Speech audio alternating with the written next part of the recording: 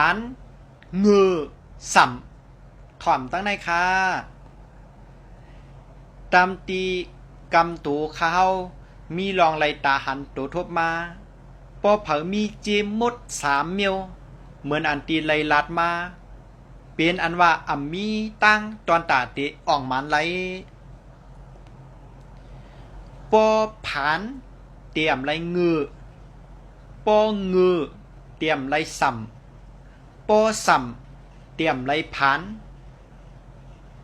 ถ่อมลีทั้งกำหนึ่งค่ะมันเป็นความปั่นตรงเนาะ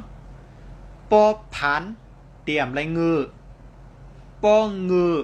เตรียมไหลสัมปอสัมเตรียมไหลผาน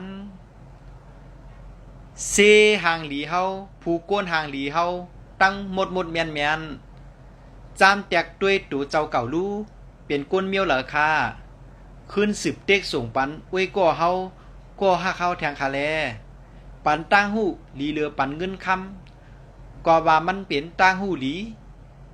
ถอมเอาไว้ปอดสีมาโหจะเฮาเฮอหางหลีหางเล่ากว่าวันตามเมื่อน่ะคอลำลองเสียเปิ้นได้ไว้ปันสติตัวเก่ากาป่วนมาเฮ็ดสังอยู่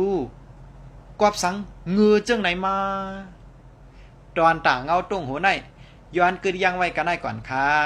ทบยากันแทงเหม่อนางเงาตรงหัวหน้าเงื่องเวเพเขียนเข้าหาดองดีม่านแม่นข้าเฮาปอสลาตื่นหลีเมืองไทยเหม่อสุงค่า